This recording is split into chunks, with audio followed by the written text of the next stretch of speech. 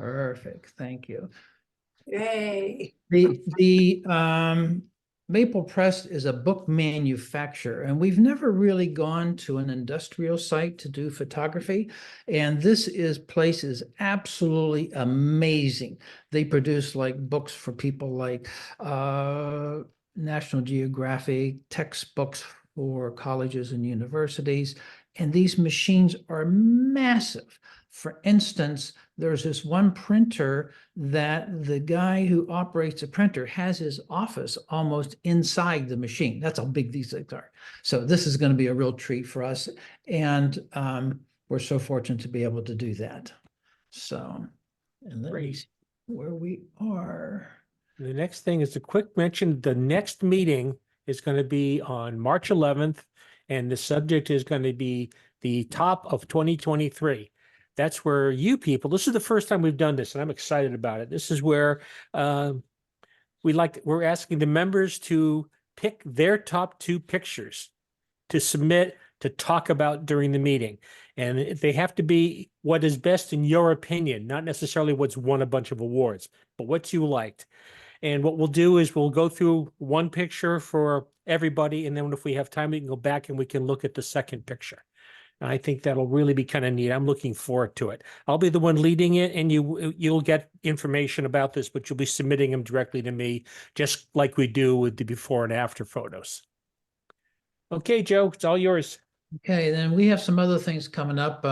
We have an image review of a frame within a frame. We're going to be going to Anderson Mill, which we've been doing for the last couple of years. Sometimes we get up to 40 people there.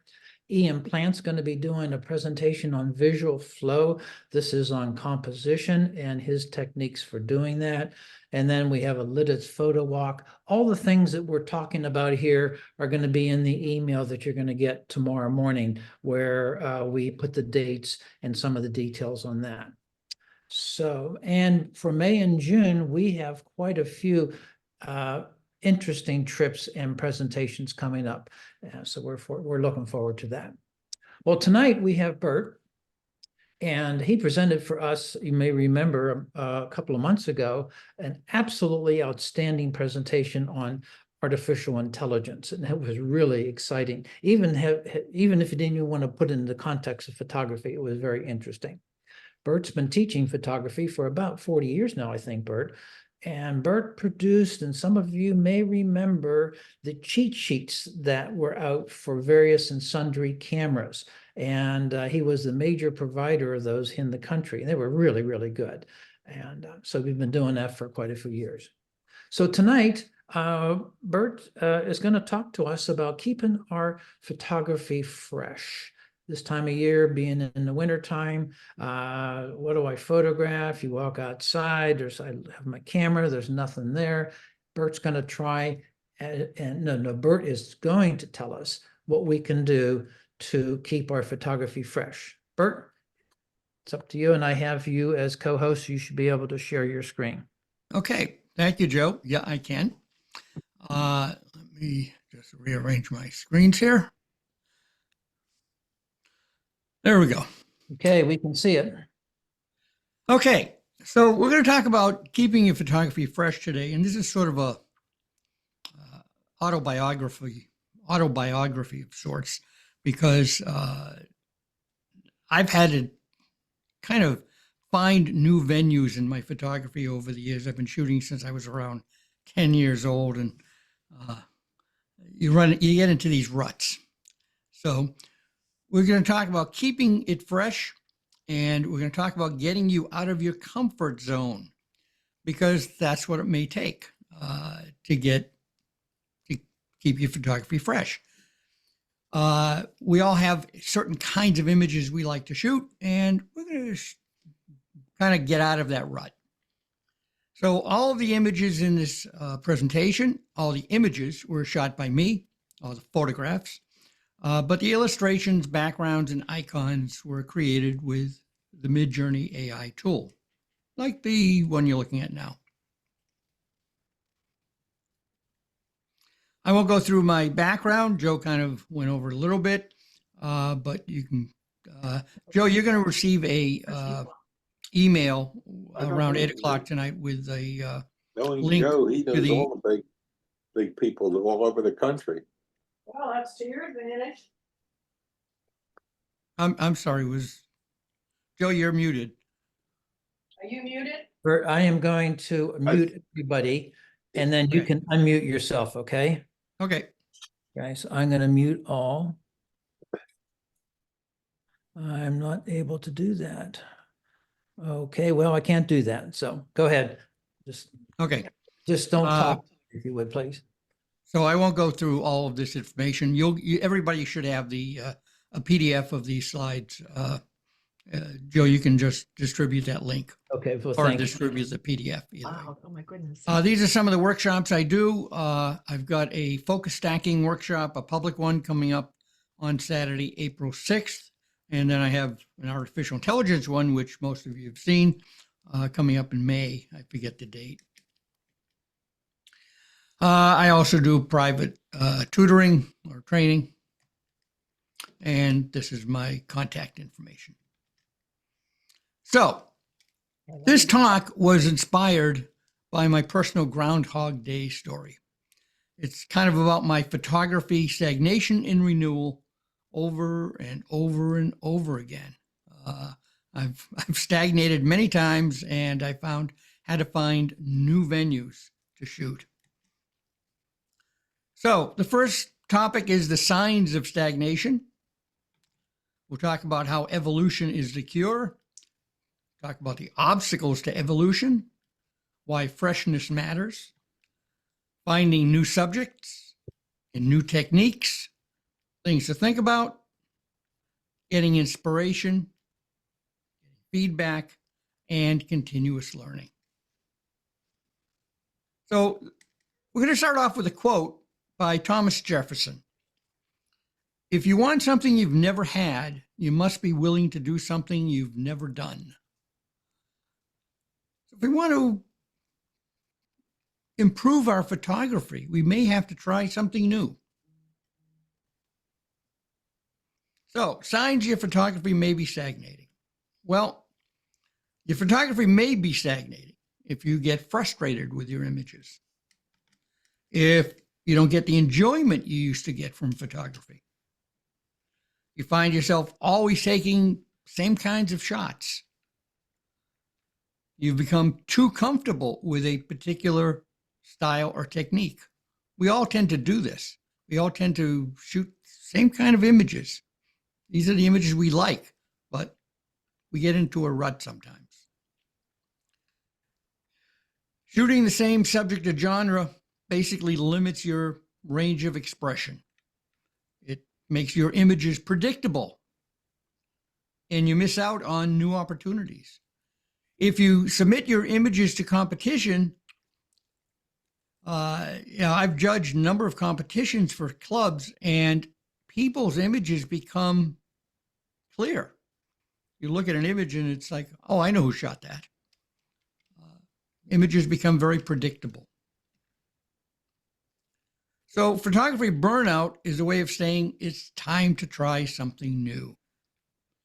Neil David Walsh said, life begins at the end of your comfort zone. So we're going to try and move you out of your comfort zone. Evolution is the cure.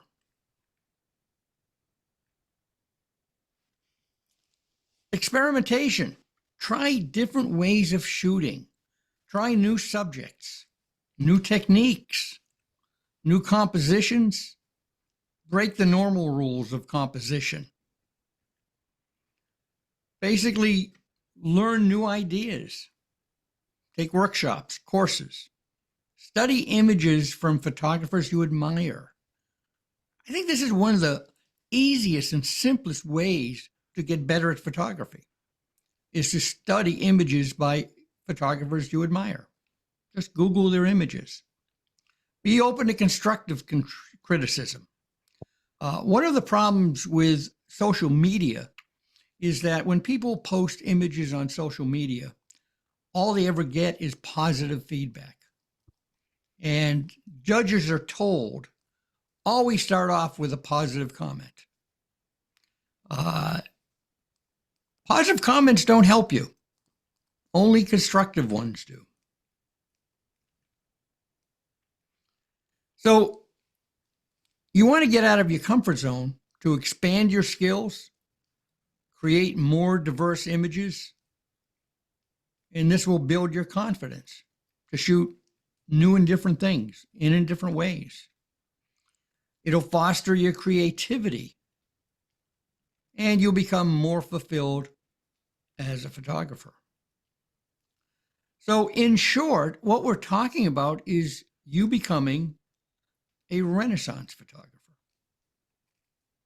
Somebody who shoots all kinds of different things and can produce really good results with many kinds of photography. Renaissance photographer is a photographer who is proficient in a wide range of photographic genres and techniques.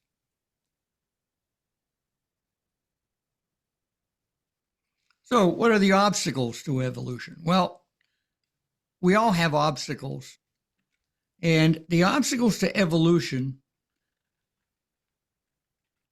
the main one is a closed mind. You have to have an open mind. You have to start thinking differently sometimes. Self-doubt, we all have it. Portrait photography is a unique kind of photography. Some people are very good at it, and most people don't shoot a lot of portraits. At least most people in clubs, it seems. And one of the reasons is we have self-doubt. We don't think we're going to do a good job at it. But until you try, you're never going to know. Creative block, this can happen to any of us. But your biggest obstacle may be the fear of failing. And failing is probably the most important thing you can do in any aspect of your life. The secret to good photography is failure and what you learn from that failure. Albert Einstein said, failure is success in progress. Think about it. Failure is success in progress. So freshness matters. Boy, that was hard to say. By the way, if anybody has comments during the presentation, I encourage you to ask questions, make comments, agree, disagree, whatever you feel is appropriate, and I'm sure we'll all learn from it. So variety is the spice of photography. Varying your images will keep your images fresh. It'll help keep your viewers engaged. It'll help keep you engaged. It also helps improve your observation skills. So when you shoot different kinds of photography, whether it be wildlife, still life, macro, night photography, astrophotography, infrared photography, whatever, everything you try and every attempt you make at a different kind of photography is going to help improve your observation skills. And this is one of the best skills you can have for any kind of photography. So maybe it is time to get out of your comfort zone. So let's talk about some new subjects. What kinds of subjects can you shoot? Well, your studio awaits you.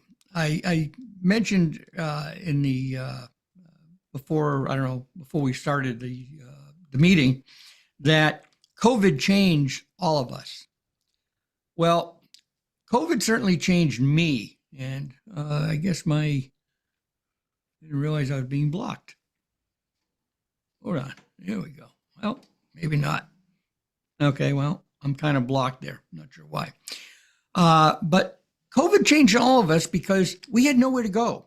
We were kind of used to getting together with people and taking pictures in public places. Couldn't do that anymore. So basically it changed me in a way that my kitchen table became my studio. So tabletop photography is something I started to do. And I tried all kinds of different things. I shot all kinds of different subjects, most of which they were in my kitchen. I didn't have to go very far. One of the lighting and as far as lighting and props go, I would take matte black paint, and paint a piece of cardboard, large piece of cardboard. That would be my background. It was easy to mask out if I wanted to change the background. So I took just a large piece of cardboard, spray painted it. I had a couple of them actually, and these became my backgrounds. I went out to Amazon and I bought these lights. These lights are incredibly inexpensive, $36 for two of them with the tripods. There's actually two different versions Amazon sells. They're Neewer is the brand, and one of them has a shorter tripod, one has a taller tripod. And these are really, really nice LED lights, panel lights. They come with filters, color filters, but I never use them. I just use the diffuser. And these make great lights for tabletop stuff. And you can shoot all kinds of things. And as I said, most of my subjects came from my kitchen. I didn't have to go very far. Slice a lemon, and you've got a subject.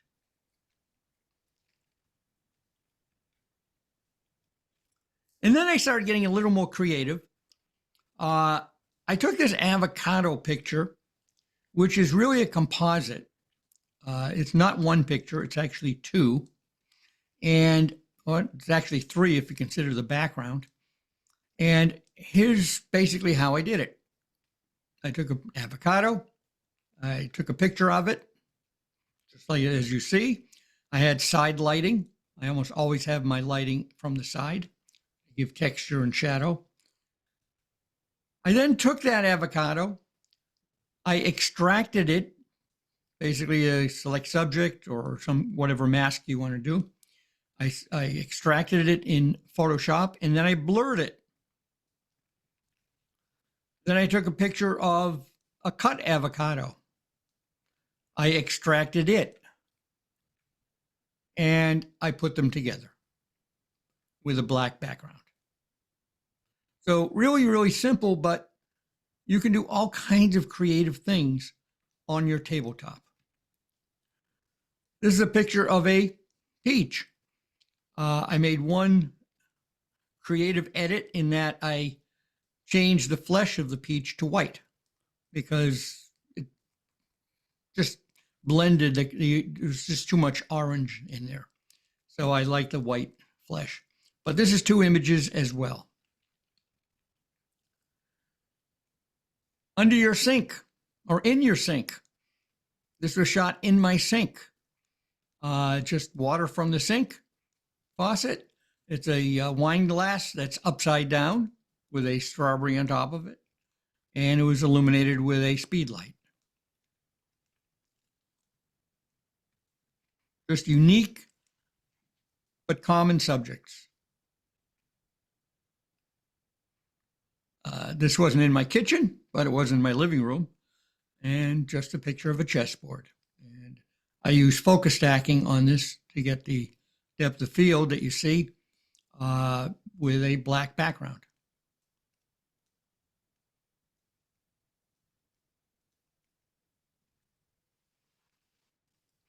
Okay, so going from that, still lifes, we can shoot macros. And macros are really great to shoot on the kitchen table because you don't need a lot of room. You don't need a lot of equipment.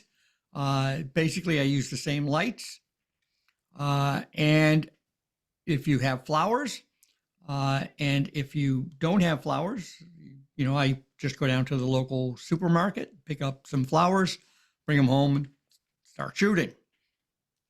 Great thing to do in the winter because you can do this no matter what the weather outside.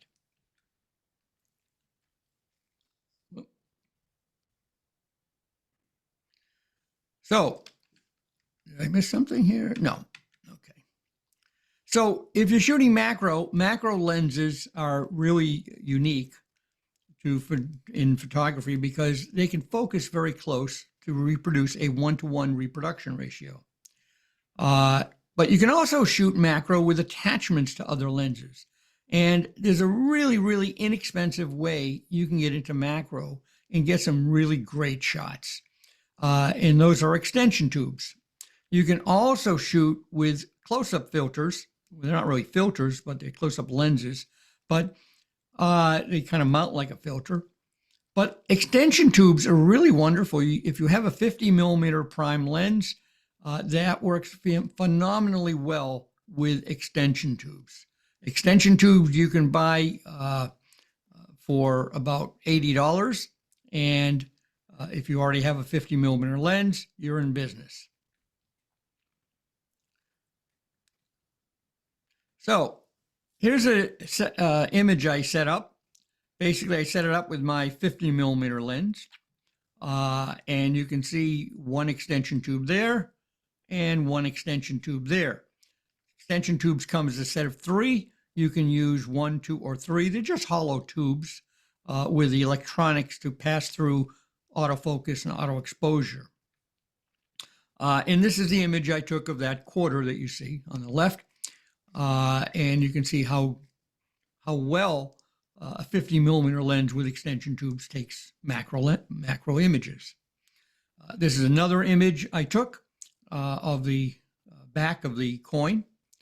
And you can see in the enlargement, there's incredible detail on there.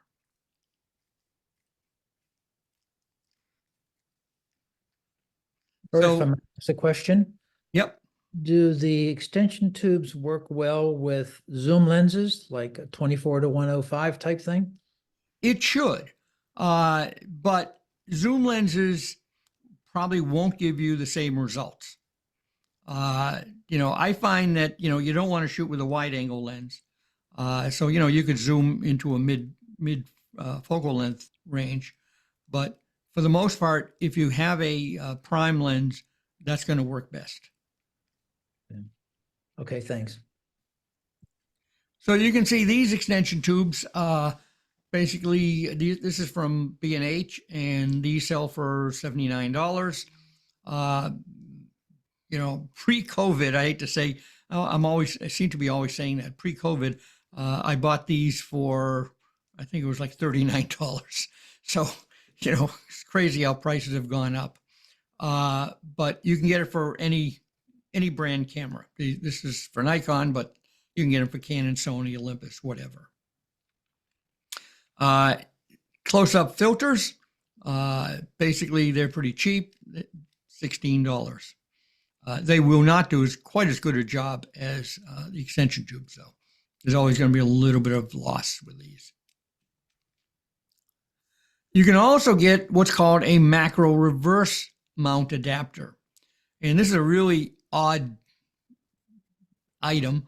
It actually mounts on your camera, and then it mounts on the filter ring of your lens, and then you mount that onto your camera. So basically what you're doing is you're turning your lens backwards. You're shooting, the front of the lens becomes the back, and the back becomes the front. But this will allow you to get much closer. And you can kind of see how it's mounted on a camera here.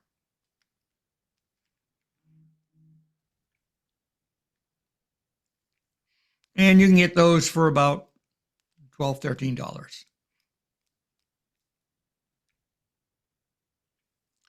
This is an image actually my wife took. We had some lilies that were getting old on the kitchen table, and we just threw the black cardboard in the back, and she took a picture of some of the curling, aging petals of the flower. Again, macro, you could do it in your kitchen. An apple sprayed with a little bit of water makes a reasonably good subject. Or you can go out to a local garden. This was taken outdoors, of course. And this is close up, not necessarily macro. Here's a macro image of a flower. This was shot on my kitchen table. This is focus stacked. We'll talk about focus stacking in a little bit. So you can also shoot in your neighborhood. There's some great photography just outside your front door. One day it was raining. It was kind of misting. It was very light mist. And I think this was on a red maple, a Japanese maple that I have in my front yard. And I saw this water beating up on it. So I just had to go out and photograph it. Even in the rain, you can find subjects to shoot. Street photography. You can find all kinds of subjects. If you have a fair, this happened to be a little local town. I don't want to call it a fair. A fair sounds too big. Just a little get together on the main street in the town. And somebody had set up a jump rope and these kids were jumping and they made great subjects. You can find all kinds of things on the street. This is somebody painting a mural. Not much of a picture. This is taken with a cell phone. And it's not a spectacular picture, but it's interesting. There's interest to it. It certainly has interest for me. I think, oh boy, who's Mark? Mark had mentioned about you guys are doing something about shooting for yourself. We're going to talk about that tonight because it's really important that you shoot for yourself and you shoot what you like. I went out. I really like this image. In your backyard, you could find all kinds of subjects. This is a baby squirrel. I don't think I'd ever seen a baby squirrel before. And I just happened to see this guy sitting in a tree, and he was obviously seeing me, and we kind of had a moment. Even simple robins. They're all over the place. They can make great subjects. Reflections. I shot this up in Vermont, but reflections make incredible subjects. Down by you guys don't have a lot of seagulls, I don't think, where you are. We have a lot of seagulls here, mostly in the garbage dumps. But if you go by the shore, seagulls make really interesting subjects, and we can get nice reflections. Insects, all kinds of insects. This is a green metallic bee, and I had only seen these guys twice in my life. Once it was in Southern California, and the other time was here in the town I live in. And basically, I just find them fascinating. But just these are all taken. This was taken locally. The next one wasn't. This was taken in San Diego. But try and get out for sunrise or sunset. At least once a month. I say once a week here, but once a month would be nice to get out and plan it. Plan to go out. Weather doesn't always cooperate, so sometimes you have to put off your plan. But if you go out to sunrise, you never know if you're going to get a good one or a bad one till it happens. And that's part of the fun of it. Shoot the blue hour. If you've never gone out to shoot the blue hour is about a half hour after sunset or a half hour before, or about an hour before sunrise. And if you go out during the blue hour, your camera can capture more color than you can at sunset sometimes. Actually, most of the time. The blue hour is one of the best times to photograph, for at night. Bert, if I can interject something there on the blue hour shot. Yeah. That's one of the reasons why we're going to a Middle Creek as early in the morning as we are, because you have that gorgeous background like that, and then the geese fly up into the air and they're all silhouetted, and it makes a, because like just what you said, the sunrise has really dramatic color to it. So just wanted to Yeah, comment. and even before sunrise, Mhm. the blue hour is defined as when the sun is 6 degrees. I think it's between 6 and 10 degrees below the horizon, and that happens before sunrise and after sunset. And sunset. Most photographers, it's unbelievable how I'll go out to shoot sunset, and any photographers that are there will all leave as soon as the sun sets. But that's just when it starts getting good.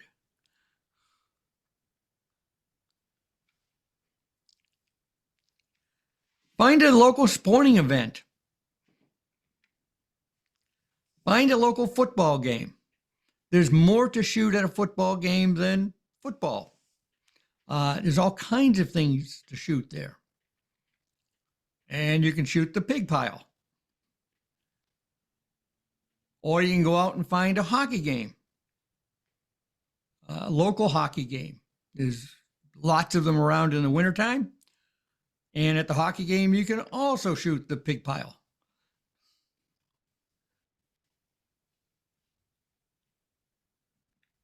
Or go to a rodeo. Rodeos are great places to shoot, as are horse shows. If you haven't shot at a horse shows are phenomenal to shoot at. And anytime from the spring to the fall, you can find them. This is a horse show that was up in Vermont. It was somewhere just outside of Manchester, Vermont. There's a place, and I think we're going to go up there again this year to shoot up there. But horse shows are great places to shoot. You can find all kinds of subjects. I felt really bad because this young girl and this horse were so photogenic and so, the horse absolutely knew it was having its picture taken. There was no question about it. He was a real ham. And unfortunately, she didn't do well at all. But it was kind of embarrassing. Bert, if I may ask, on that image there of the young lady, did you turn the background into black and white? Yes, I did. Okay. And why Yeah, did- I found that it was blending too much with the subjects. So I just wanted to make sure they stood out. Okay. Thank you. Shooting at night. Well, nighttime is absolutely one of the best times to shoot. And this was one of my epiphanies, nighttime shooting. I've had several, but astrophotography, I'll call it astrophotography, even though I don't photograph a lot of astronomical bodies like nebulas and things like that. I don't shoot with a telescope, but shooting at night opened up a whole new world to me, and I kind of got hooked on it. So to shoot night photography, you have to go somewhere. This can't be done in your neighborhood or local. But you have to go somewhere and you have to plan it. When I first started shooting night photography, I remember I was doing a workshop in the Everglades, and one night I decided I'm going to go out at midnight into the core of the Everglades, someplace really dark, and I'm going to shoot the Milky Way. Well, you can't shoot the Milky Way anytime you want. As a matter of fact, the time of year, I used to teach my Everglades workshop every February. In February, you can't shoot the Milky Way. So basically, I didn't find it. I didn't shoot it. And it took a little bit of learning, but there are apps that will tell you when you can shoot it. And if you go to a dark place, and I prefer the desert because in the desert, you don't get clouds a lot. So you have clear skies. And this is in a place called Rhyolite, Nevada. It's not far from Death Valley. Closest town is Beatty, Nevada. And basically, it's an old ghost town. This is an old bank, and this is just basically the Milky Way with the structure, the skeleton of this old bank. This was shot locally. It was a rising moon, and I shot this in the next town over. And basically a really, really simple shot that you could take anywhere. You don't need any special props, just a pine tree. Of course, the aurora is a little more specialized. Again, you have to plan an aurora. You obviously have to go when it's going to be dark. Auroras occur 24 hours a day, 365 days a year. But if it's not dark out, you're not going to see it. So you need a dark sky, and it has to be in a certain band in the north or south. Fairbanks, Alaska is maybe, in my estimation, the absolute best place to shoot the aurora. In September, you have really dark skies. You have really clear skies most of the time. And you could shoot in Iceland, but Iceland doesn't get clear skies that often. So Fairbanks, Alaska is really a wonderful place. This was actually taken just outside of Denali National Park in September. Cityscapes at night are phenomenal. This was taken from East Hartford, looking at the city of Hartford across the Connecticut River.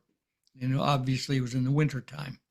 And the reason I was there was because it was a rising supermoon, which you can see in the image at the top left, but obviously it doesn't look much like a moon, because if you want to expose for the city, you're going to lose detail in the moon.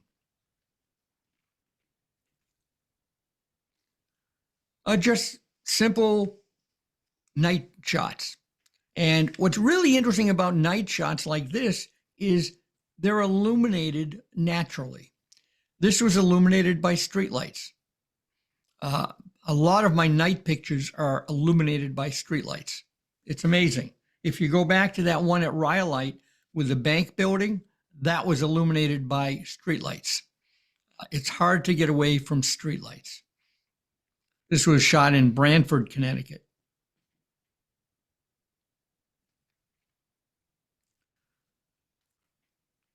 This obviously wasn't shot in the US. This was shot in Italy, but it's another form of night photography. And with today's ISO speeds, you don't need a tripod. This was shot handheld. This was actually shot about 8 years ago when we didn't have great ISO speeds or a lot of noise at high ISO. Bert, Yeah. this is Terry.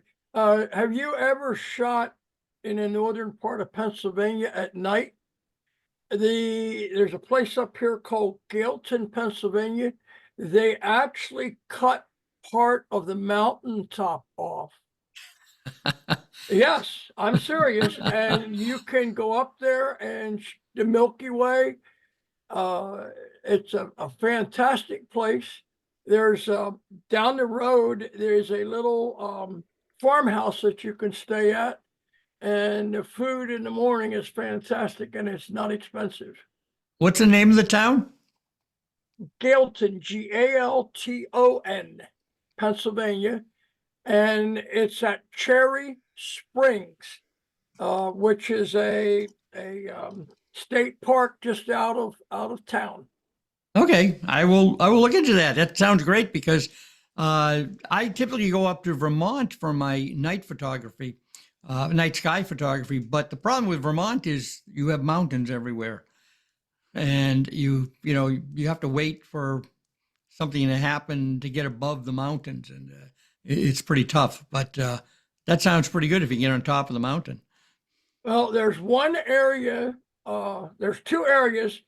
One area is open to the public. The other area, when it gets nightfall, They have some very sophisticated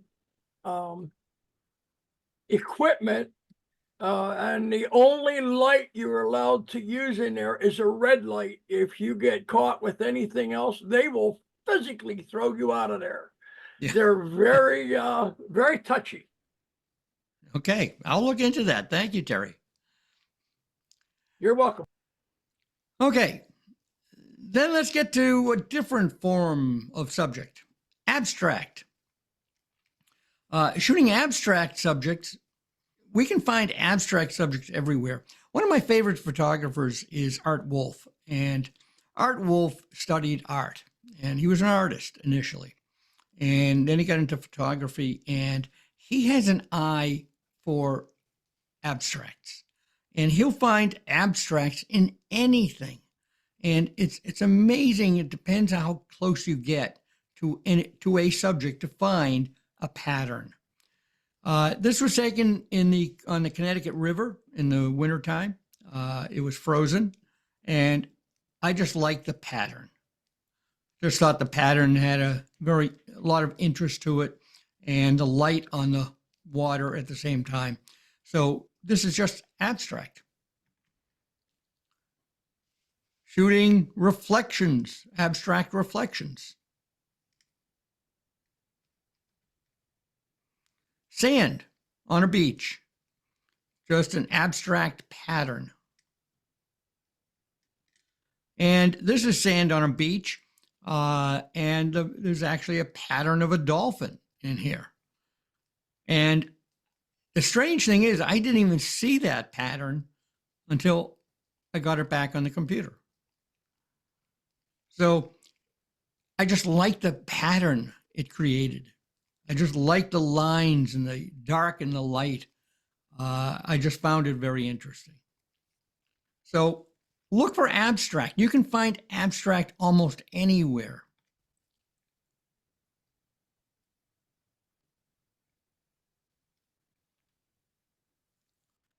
So one of the ways you can keep your photography fresh, and as members of your camera club, you're probably doing this anyway.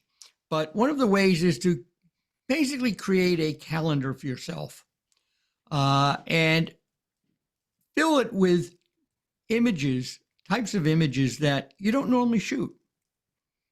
Subjects that are white, still life, cityscapes, intentional camera movement images, street photography, flowers, whatever. And each month, try and take a really good image. Spend the whole month working on one kind of image, and you'll get good at it. You'll get good at that kind of image.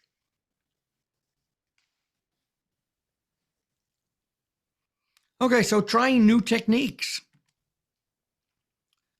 Changing your perspective. Typically people, not necessarily camera club people, but a lot of photographers will go out with their camera eye level and just snap. But finding a different angle, a different perspective. You know, one of the problems with our images is that if you were to go out and shoot Yellowstone Falls, for instance, there's been a million pictures taken of Yellowstone Falls. You've probably seen every angle that anybody's taken. You've seen them all. But if you go out and shoot Yellowstone Falls with the intention of finding a new angle, something different, you'll come back with something different. So look for different angles. This was taken street level, and this is the same scene taken from above. So we get a completely different image, completely different perspective. And everything about these images is completely different, yet they were taken of the same subjects.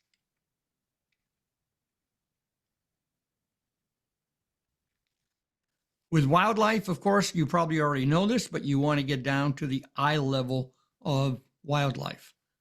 You want to get to their level. One of the things that I've gotten good at is shooting ground level like this without getting on my belly. I'm too old to get on my belly. So although my camera has an articulating LCD where I can actually aim it up and stand up, or bend a little bit and take the picture, I don't even do that. I just bring my camera down to ground level, eyeball it, guess at what I'm getting, and take a picture. If I don't like it, I adjust it, take it again. And I've gotten really good at taking pictures without actually seeing what I'm taking. Look up. All kinds of things above you. We typically don't look up and see what's above us. Focus stacking. I'm doing a class on focus stacking next week, or not next week, but March 24th, I think. I forget the date, but I've got that coming up.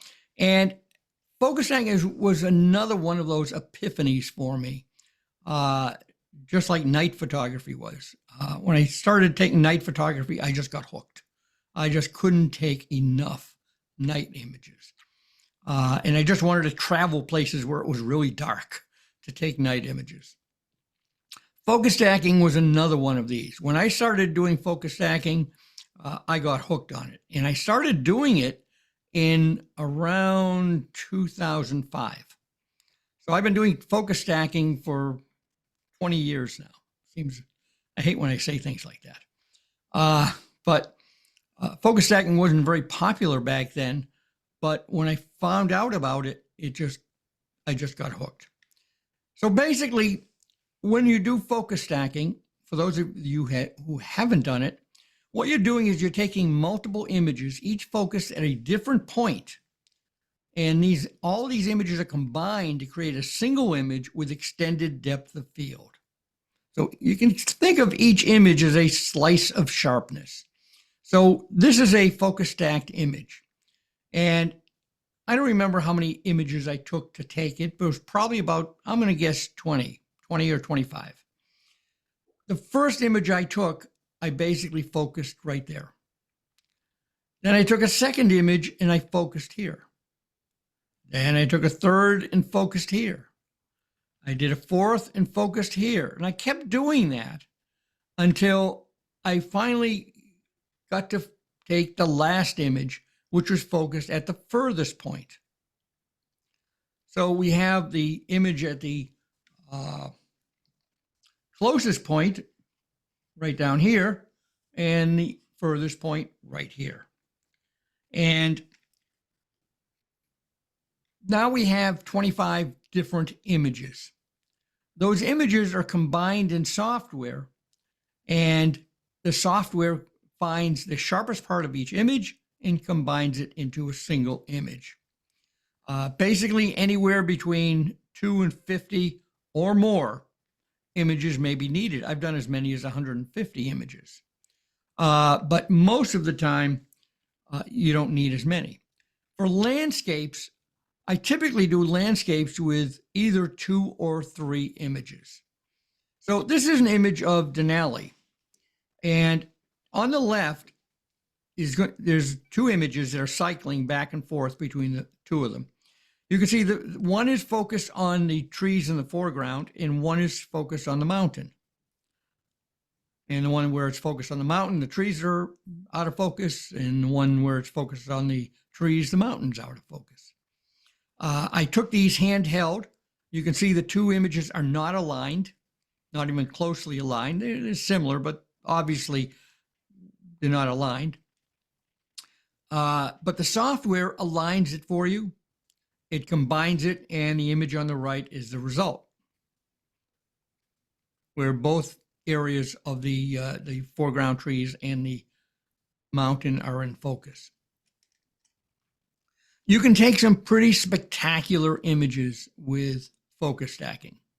Images you could never, ever take any other way because everything is in focus, or everything you want to be is in focus. You can actually have depth of field. You can have bokeh. You can have blurred areas of the image. But you decide what you want blurred and what you want sharp. In this image, everything is sharp. Same with this image. And basically, I just go out to the local supermarket, pick up some flowers, bring them home, put them on my table, get out my LED panel lights, and start shooting. This is a geode that I have here in my house. Okay, so now we're going to get a little more out of your comfort zone. We're going to start talking about some things outside the box. The first one is eyeballs. So here's an image of eyeballs, lots of them. There's actually one eyeball in this image. It's out of focus and it's behind all those other eyeballs. And if you look at the image, it looks like it has depth. If you look at the edges of the image, it looks like the eyeballs are curving around. But they're not. It looks convex, but it's not. Here's how I shot it. Very, very simple. Basically, you take a sheet of glass and basically I treat it with Rain-X. Rain-X is something for your car windshield. It makes water bead up. You don't have to do that. You'll just get better beading if you do. You could probably put some kind of wax on the glass to do the same thing. And then I spray it with plain water. Plain water beads up. Then I support that glass with about 10 inches of books on either side. You can support it with anything. I put my image underneath. I have my camera on a tripod and I illuminate it with an LED flashlight. That's it. You focus on the glass and the eyeball itself, which is that big eyeball in the background, is totally out of focus. But every single drop of water reflects the eyeball. Now, the reflections are all upside down. But since the eyeball is round, you can't tell. You'll see in the next one how it's upside down. So I did this for Valentine's Day. And this one is a red heart that was underneath. And you can see how the red heart is being reflected upside down. All the reflections become upside down. And it's really, really easy. It's creative. Depending on what you put underneath, you get all kinds of different results. This is a grape tomato, something in my refrigerator. You can put just plain colors underneath, all kinds of things, and you'll get all kinds of different results. So there's something that you can do on a cold winter's night. Soap bubbles. Whoever thought soap bubbles would have the color they have? Soap bubbles are one of the most colorful things you could ever imagine. So this is a soap bubble. When I say soap, a little bit of dish soap, Dawn, whatever you use to clean your dishes with, a few drops of that in some water, splash around, and you have bubbles. And that's what this is. This is a picture of a soap bubble. Here's another soap bubble. One of the things about these soap bubbles is the colors change constantly. And I do mean constantly. If you were to take a half-second exposure, it would blur into one mess. These colors are constantly changing. You need to, basically, I shoot with speed light, so I get a quick exposure. I don't have to worry about the colors blurring. Here's how I do it. I basically took a lens cap, a rear lens cap, turned it upside down, filled it with some water, soapy water, created a few bubbles. And this is the setup I use. Now you need to diffuse your light, and the diffused light needs to be fairly close to the soap bubbles you're photographing. So you notice that I have a couple of speed lights, one here. And basically what they're doing is, this is a translucent disc. So the light goes through it, but it diffuses it. And underneath, we have our soap bubbles in the lens cap.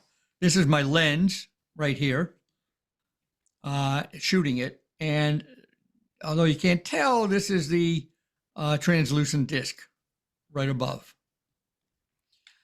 And basically that's all it is. And you got to get real close. You need to shoot with a macro lens or a close-up extension tubes or whatever you're using to get close. Typically I shoot this at a really small aperture. I don't like shooting at small apertures, but I typically shoot this at f/22 or f/32 because depth of field is so shallow and these soap bubbles are so small that it really helps to get a little more depth of field.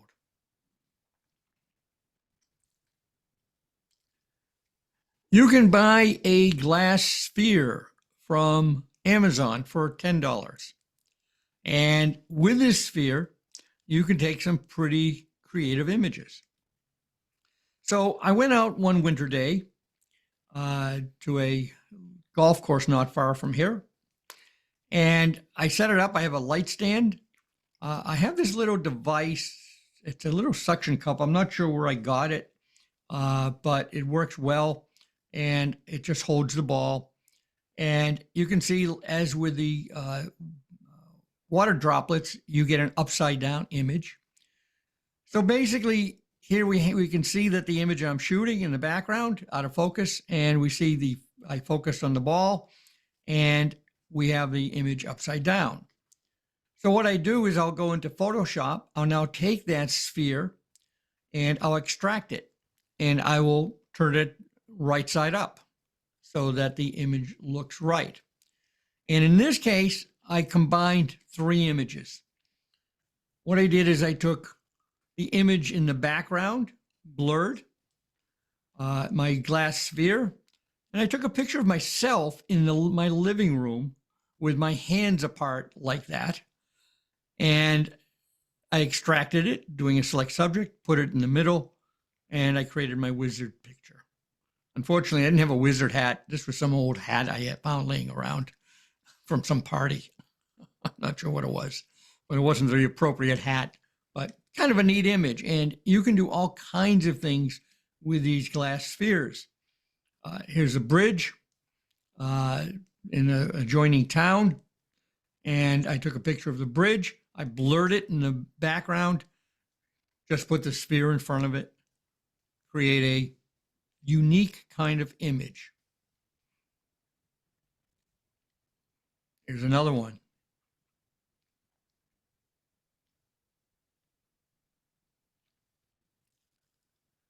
And then you can go the oil and water route.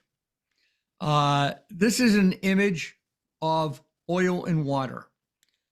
Oil is a little bit of, I think it was canola oil, could be olive oil, could be any oil of your choice. It doesn't take much, and water. And this is an image I shot of just oil and water.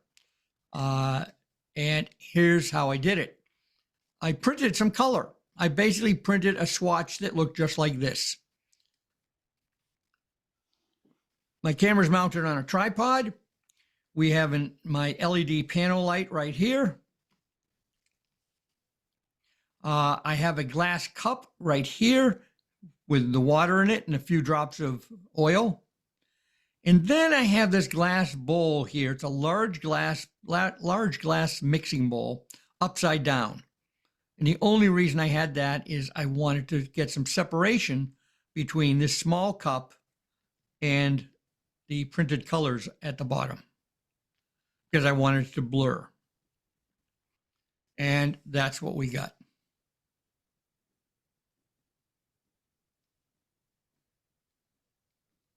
That's amazing. Well, if you think that's amazing, I think this one's more. And I also photo stacked this next one, but this isn't the photo stacked one because I almost like the one that's not photo stacked. This is a CD-ROM. Any CD-ROM will do. Spray it with water, take a picture of it. So this is my setup. There's a plate. I've got this. The only reason I used a plate is this is my spray bottle right here. I wanted to spray. I didn't want to get water all over my table, so I put a plate down. I have my LED panel light, and that's it. And basically, I just shot some of the right there. CD-ROMs have incredible color on them, and you'll get some really, really interesting results. Bert, Yeah.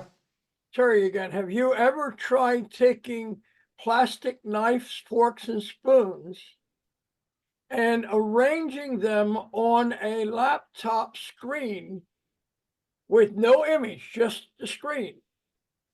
Try that sometime. Interesting. I will. Great idea. So these are some really, really thinking out of the box ideas. Some things that you may not have thought of. You may have seen somebody shoot some of these sometimes, but they're a lot of fun. They will really get you going and on a totally new kind of photography, something you probably haven't tried before. But these are really, really great, and none of them are very difficult. Soap bubbles require a little more setup, but the other ones are really, really simple. When you're shooting, your lens selection makes a huge difference. And when I say lens selection, I mean focal length. Different focal length lenses yield completely different images.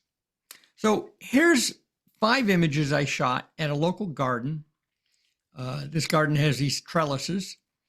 And my goal in every one of these images was to make the front trellis the same size in every image.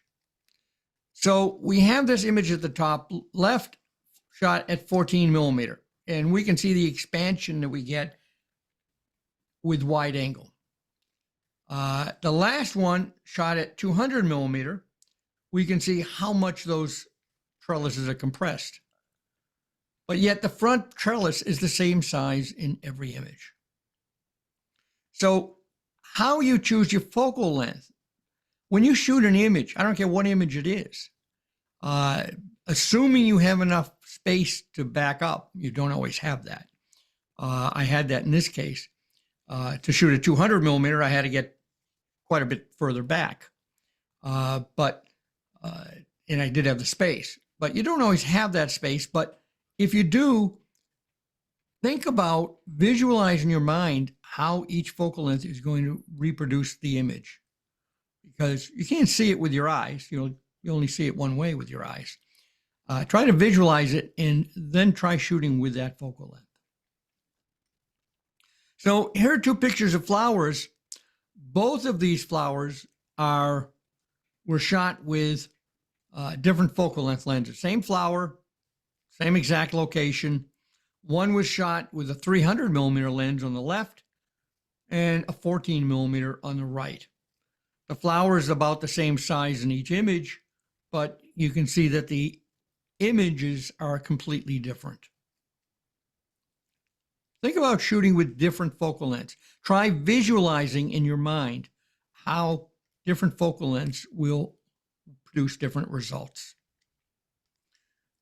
14 millimeter is one of my favorite focal lengths. I love shooting wide angle and getting down in a low perspective with a wide angle really, really exaggerates perspective.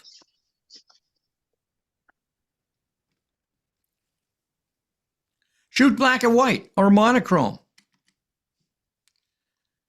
This is a picture I took at a trolley museum, not far from here, in Southern Connecticut. And I really like the image, but the yellow trolley was really, really annoying me. It just kept my eye kept going to that yellow. Black and white resolves that issue. Sometimes color is a distraction, and black and white can remove that distraction.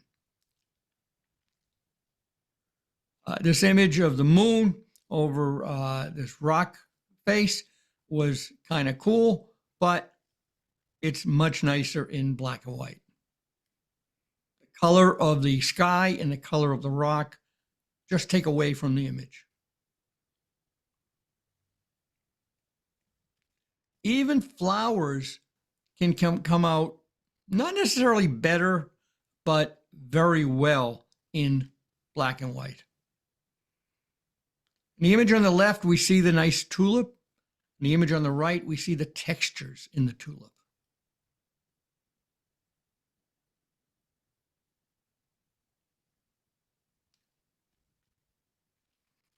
Experiment with sepia. Converting an image to sepia can have a really nice impact.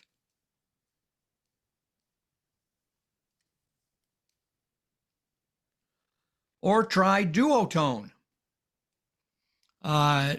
We take an image like this and we cool down we first convert it to black and white. So we now have a black and white image. And then we take the shadows and we give it a cool tone, and we give the highlights a warm tone, and we get an image that looks like this. This is a duotone.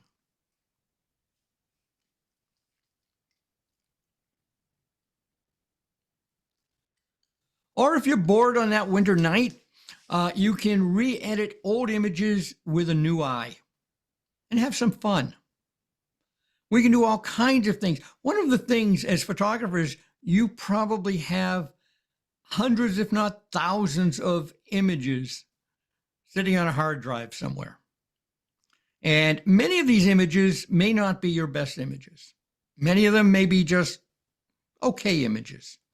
Well, those are the ones you can attack and you can make really interesting. This image on the left was shot in a fish market, and the image on the right edited to make it a little more interesting. Background is black and white. The fish I kind of did something funky with the fish. I don't remember what I did with it, but just gave them a little texture. Their eyes almost look like they're alive.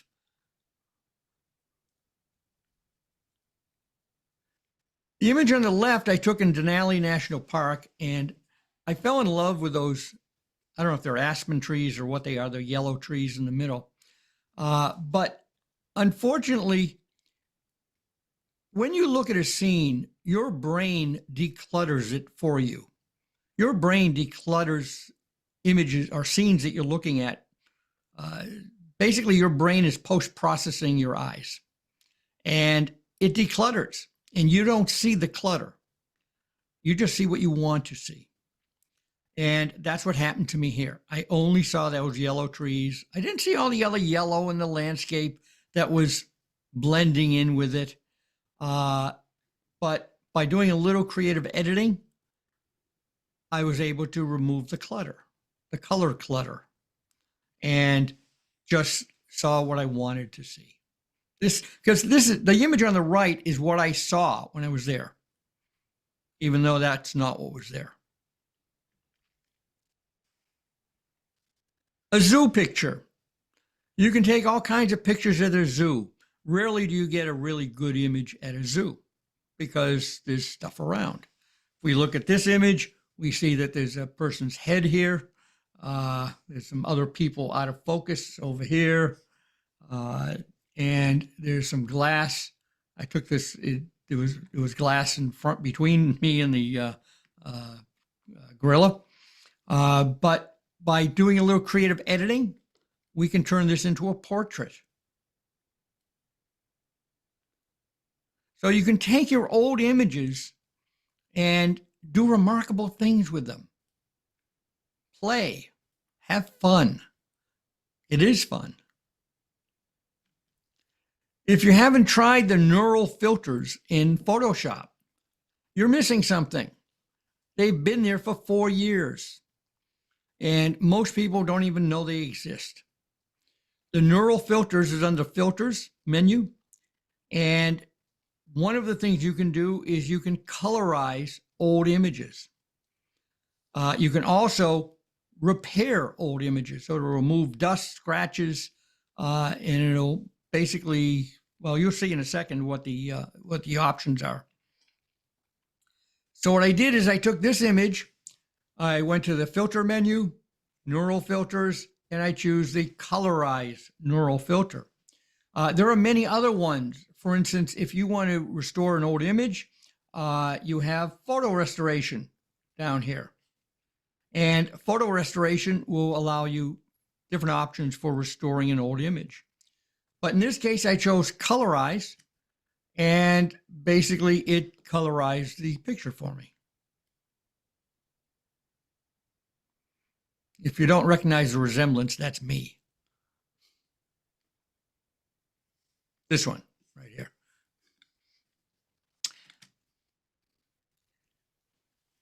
And then you can create composites. Composite images take images that may not be so great and create something that may be better. 1 + 1 = 3, sometimes. So in this case, I took 4 completely unrelated images. The top left was taken at Death Valley. The bottom left was taken on the Nevada-California border. The top right was taken in Milan, Italy, and the bottom right was taken in Jerusalem. And by taking these 4 images, we can combine them in a way that makes sense. The only thing I didn't show you is that bus stop, and I actually stole the bus stop off the internet. I didn't have a bus stop picture. But by creating composites, we can take old images that none of those 4 images are great, but together they create something more.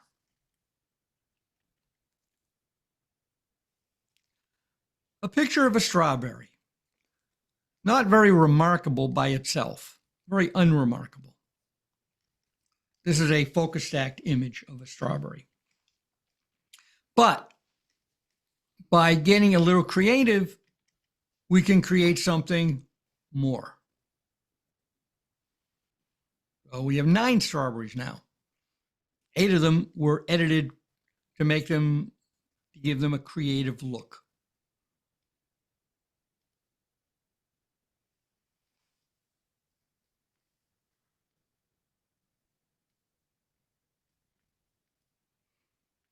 In this case, a simple butterfly picture. I kind of gave it a different background, threw a flower in at the top. Nothing fancy.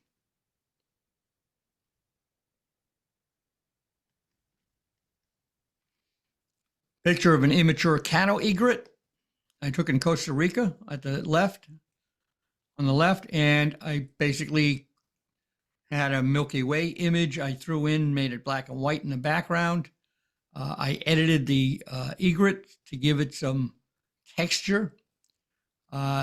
Created the water. It was actually created from nothing in Photoshop, just from a blue screen, some blue and black. But you can combine things to create interesting images. You can complement your images with AI. Well, I showed you this actually during the AI presentation. So, you've seen this before, actually. I took this image. I extended it with Photoshop Generative Expand. So we had a little more space on the right. I can't draw very straight. And I darkened it, made it look like night, created this guy in Midjourney, combined those two to create a new image. Get into creating images in AI, and you can start creating composites with your own images. This is an image of my wife and I at a bar. This is a picture of the Mardi Gras that I created in Midjourney. And here we are at the Mardi Gras. Combining real images with AI images. This is an image, 2 images I shot, combining them or blending them. This is blending with Midjourney. We can get a completely new image.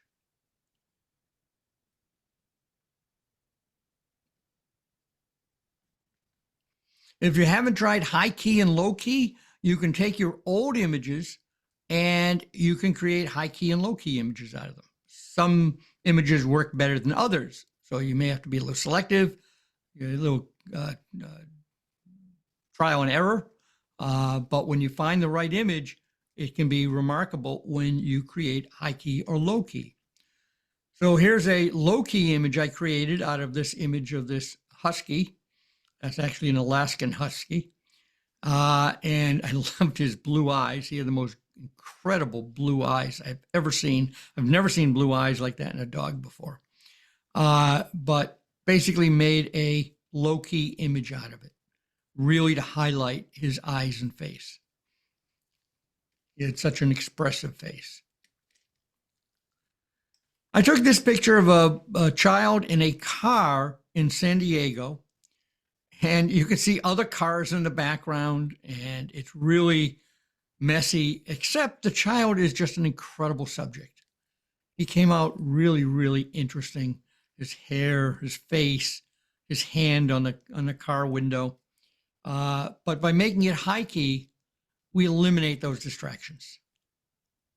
And we're focused right on our subject. So high key and low key are interesting, and it's just a matter of lightening your images, playing around with highlights and the exposure, and maybe using masking to, or vignetting, creating a radial mask or a vignette to lighten the edges. Intentional camera movement. If you've never tried it, it's fun. Give it a try. This is where you take a picture and you move the camera as you're exposing. Typically, you're shooting at a slow shutter speed. Here's a picture of a tree. Now, if I just took this picture of a tree without blurring it, it wouldn't have any interest. It would just be a boring tree. But by blurring it, it's not going to win any awards, but I find it interesting. Really interesting to look at. We know it's a tree, even though it's blurred, but it just has a fascination to it.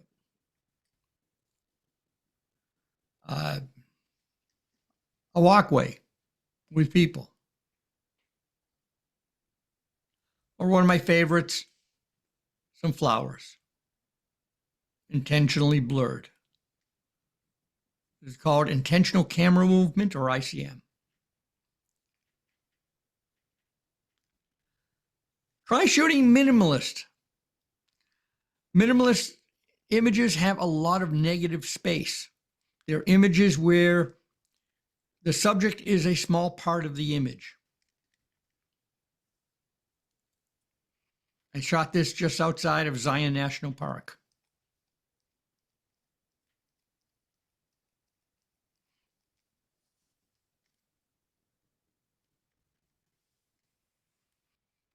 This was shot up in Vermont.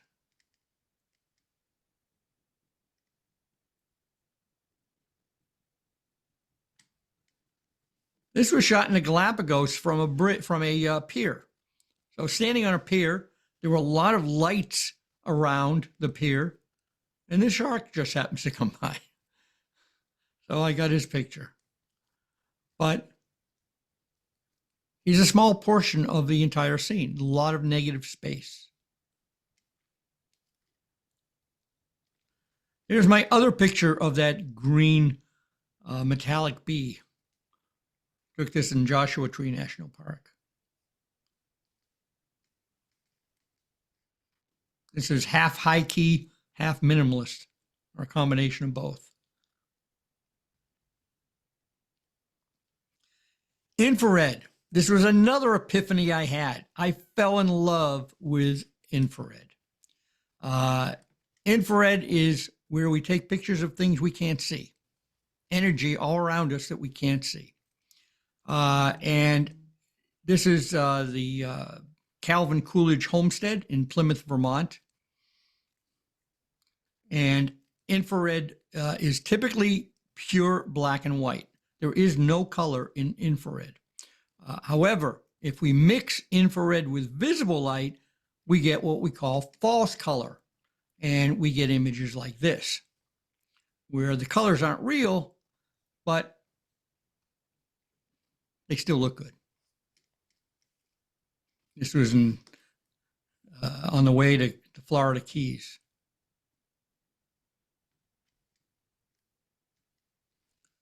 This was taken in Vermont. This is taken with something called an IR chrome filter, which emulates aerochrome film, Kodak aerochrome film, from literally from World War II. It was developed for World War II reconnaissance missions by the military, U.S. military. Turns foliage red.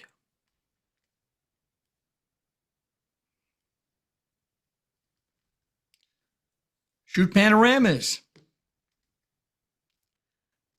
To shoot a panorama, you have to learn to shoot a panorama. Now, you can buy a panorama head for your tripod, but that's a lot of work.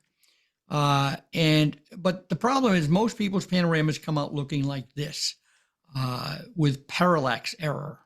And you notice that it has a curvature. These lines here in the ceiling, these should be straight, but obviously they're curved. So in order to do that, you have to shoot where your nodal point of the lens, which is the optical center of the lens, not the physical center, has to pivot. So you have to pivot your camera around this nodal point. An easy way to do that is to plant your right foot and put your left foot over here, take a picture, put it over here. Now you'll be aiming sort of in this direction, take a picture, then move it over here and take a picture in this direction. And by pivoting around one foot, you emulate this much better. And it makes it really easy to take images, panoramas without parallax error. This is actually Andes Mountains in Chile. And that's probably about 3 images. This is the Opera House in San Jose, Costa Rica. This is about 4 or 5 images. I can't remember how many I took here. And you can shoot vertical.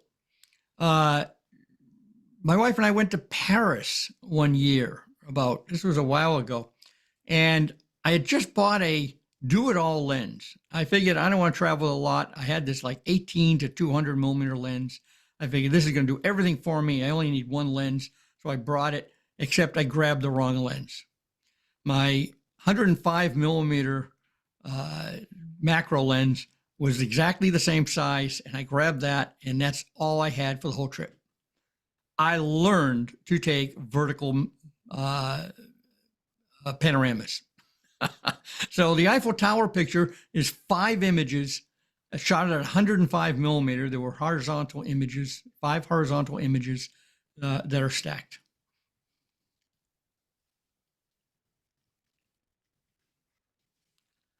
Panning. If you haven't tried panning, it's not easy, but it's fun, and you'll eventually get some good images. It was much harder with film, believe me, because you went through a lot of film. But with digital, it's much easier. Just follow your subject, shoot at a fairly slow shutter speed, maybe a 20th of a second, and Move your camera and follow the subject. Keep the subject in the same position in the frame at all times, and take the shot, and hopefully you'll get one that's good. You won't get them all that's good. It's trial and error. It's probably a 1-to-20 ratio of good to bad. But panning can be a lot of fun. You can get some really, really interesting images when you pan. And the opposite of panning is long exposures of moving objects. You can always do that.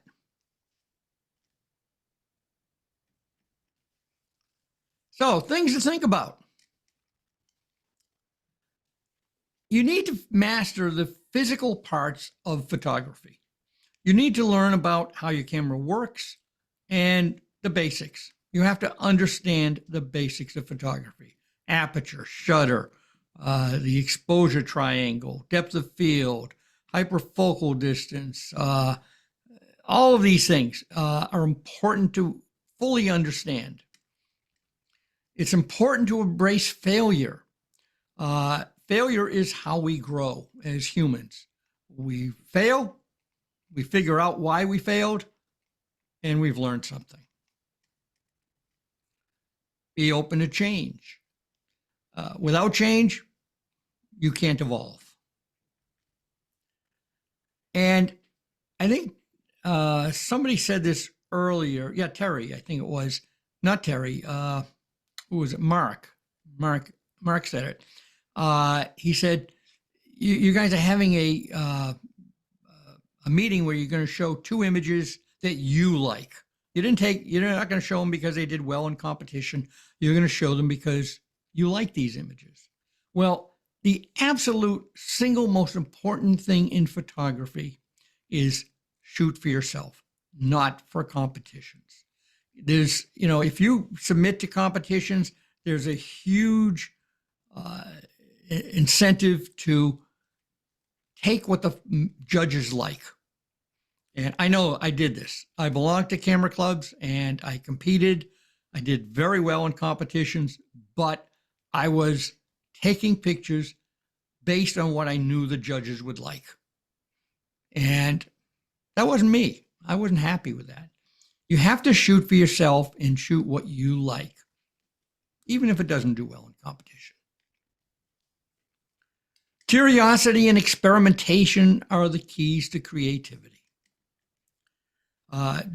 You can draw inspiration from painting, sculptures, cinema, literature, music, almost anywhere in the arts. You're going to learn a lot by looking at the other arts. Learn from your mistakes, be willing to adapt, and certainly embrace constructive feedback. So, getting inspiration. You can get inspiration from a lot of places. Art museums are really great. I love going to art museums and looking at art and looking at portraits, looking at the lighting, looking at the paintings from a photographer's perspective. But you gain insights. You gain insights that you won't get anywhere else. You can check out photography exhibits. The great thing about the internet is we can do it from home anytime. We can look at all kinds of photography. I'm active on onex.com, and I just love looking at the images that are submitted there because they're inspiring. You see things, you get ideas, and probably the best thing you can do is copy somebody else's idea. Online photo forums, such as 1X or 500px or Flickr or Instagram. But be careful because, as I said earlier, a lot of these forums, they just like everything. 1X and 500px are not like that. Flickr is a little bit. Instagram is not very good. Facebook is probably the worst. But use these forums to learn. Google your favorite photographer. For instance, if I'm going to go out and shoot owl pictures, I know Art Wolf does a lot of great owl pictures. So I'll Google him and I'll look at owl pictures by Art Wolf. I'll look at these images and I will learn from them. I will learn what I like, what I don't like. I'll get ideas that maybe I hadn't thought of before. It's a great way to improve your images before you even leave the house. Feedback is critical. An honest critique, a really honest critique is the greatest way to see your photography improve. Look for critiques from local photographers. I mean, certainly you have a lot in your club. Have a thick skin. You have to have a thick skin because you're not always going to hear what you want to hear, what you think you're going to hear. The critiques can be critical, but in a constructive way. And if they are constructive, then it's your best tool towards evolution. Just join up with a couple of members in your camera club, and most members will be happy to provide feedback to you. Participate in the critique forum of online websites. Many online websites have critique forums where you can upload an image and the members will critique it. And you'll get all kinds of conflicting critiques, but you kind of get a sense of what is good and what isn't and what you need to do.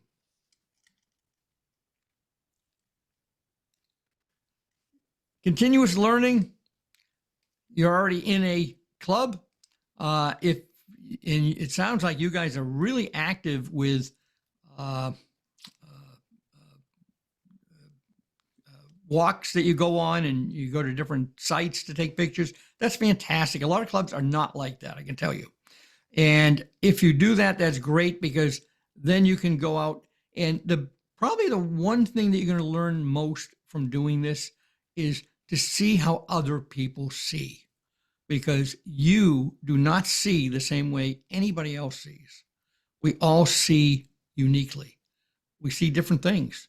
We see different ways based on our experiences and our knowledge. So when you see how other people take the same picture you were taking, you thought, and you see how different it is, you'll get an idea of how other people see, and it'll help improve how you see. There you go. That's the point. So photography is all about continuous learning. Online articles, classes, workshops, experiment. Don't be afraid to fail. And basically, your photo evolution starts at the end of your comfort zone. So try new things. Try to experiment. Try taking a kind of picture that you've never thought of taking before. And I like to end with Maya Angelou's expression, you can't use up creativity because the more you use, the more you have. I think it's really, really appropriate.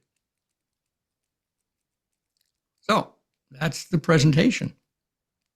Bert, that was fantastic. I started with my notepad here of the key things that you were talking about that I really liked, and I ran out of paper. That was so inspiring. Honest to God, I'm going to try some of this, the high key, the sepia.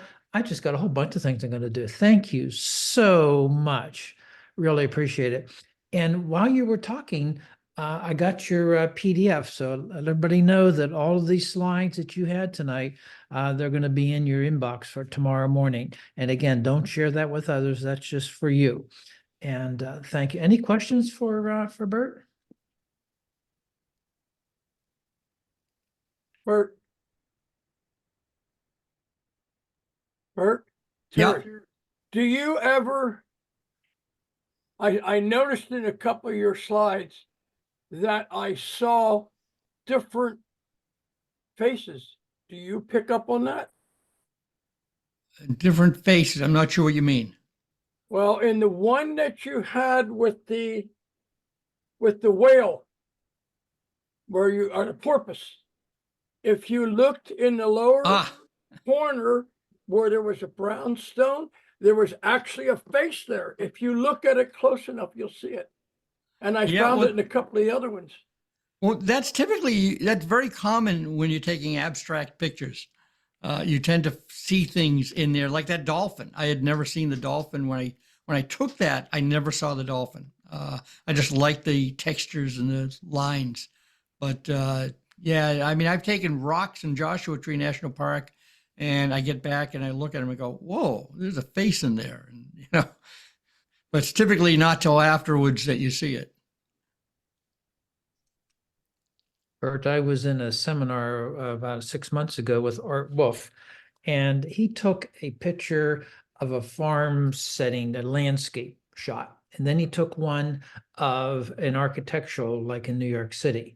And he on that landscape shot, he took a zoom tool and he zoomed in to about 10 or 15 different quality photographs.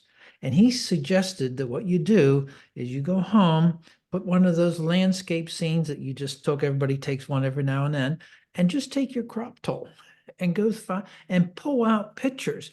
It's amazing how it helps you to see by looking at the whole scene, but then cropping in on just a little piece. It was really cool.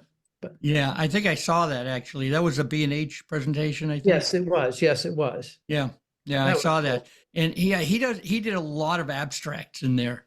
And he does, I mean, as I said, he has an art background and he does a lot of abstract work, and it's amazing. I mean, he's just incredible at it. Okay, if there's no, Bert, this is Dave Marchetto, and I wanted to thank you so much for the insight. I really, like Joe, learned an awful lot. I just have a couple of comments that just sort of struck a chord. Your thoughts about equipment just made me think that cuts both ways. And sometimes the equipment you have is really all the equipment that you probably need. And sometimes it isn't. So, with equipment being as expensive as it is, and, the sort of expectations you may or may not get from it, I think in my own experience, I just would bring that up.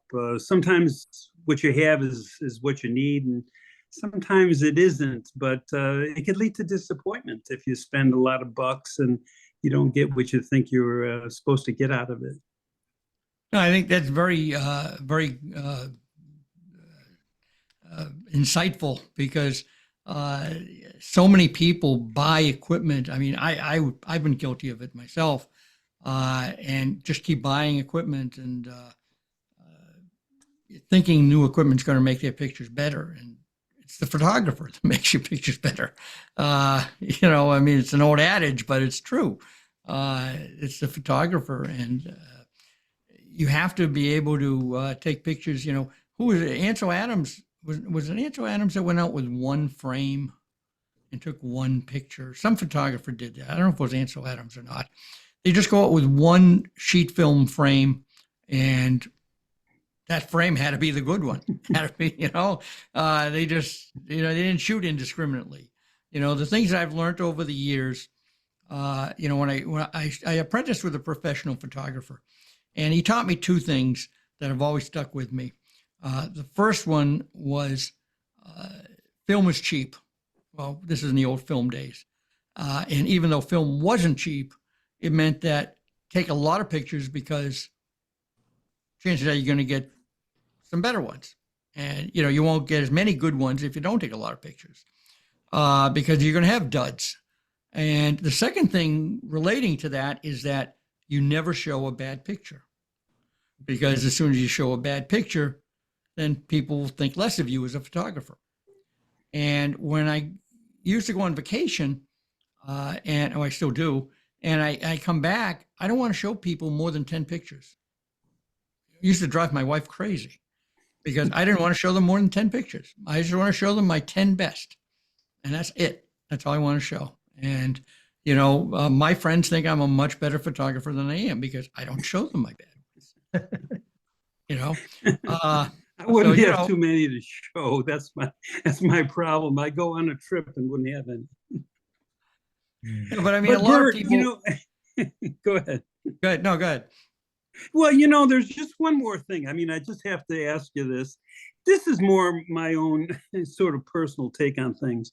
But if you're in a funk, right, and you're going to try to do exactly what more or less you described tonight, and it doesn't work, you're going to feel worse about it. So, I mean, there's that danger, I think, of getting out of your comfort zone and feeling, like maybe you shouldn't have gotten out in the first place. Well, that's why I kind of started off with the section obstacles to evolution and fear of failure, and, Einstein's expression, what was it? Failure is success in progress. I wanted to try and get the point across that you will fail, and we shouldn't look at failure as a failure. It's not. Failure is a way to learn, and we need to learn from failure. So, no matter what we do in life, we're not going to start off experts. We're going to fail. We're going to have failures along the way, and we just need to be able to accept those failures and learn from them. I really appreciate those thoughts, Bert. Thank you. Bert, have you ever tried growing salt crystals? No, I haven't tried that. I haven't tried freezing soap bubbles. I don't know if anybody's tried that. I've always wanted to do it, but I don't like going out in the cold to shoot. On a freezing cold day, people freeze soap bubbles and take pictures of them, and supposedly they're really interesting. There's all kinds of things, salt crystals. I haven't done that. There's a million things you can shoot, and that's what the beauty of this is that you can always find something different to shoot. You just need to use your imagination. You can also take wine, put it in a wine glass, and every day swish it around and let it evaporate and attach itself to the inside of the wine glass. You get some pretty interesting designs. Ah, interesting. I'd probably drink the wine. Anybody else have some questions for Bert before we sign off? Bert, on behalf of the West Shore Photography Club, thank you so much for doing this for us this evening. We really appreciate it. It was a real eye-opener for a lot of us. Thank you. Thank you, Joe. I appreciate it. It's a lot of fun. I love presenting to you guys. Thank you so much. Okay, folks, we're going to end it for the evening. Remember, you're going to get the PDF tomorrow and the recording also, at least 3/4 of the recording tomorrow. Thank you very much. Thank Goodbye you. now. Thank you, Bert. Thank you. Bye-bye. Thanks again, Bert. Thanks, Bert. It was great. Learned a lot and I'm inspired.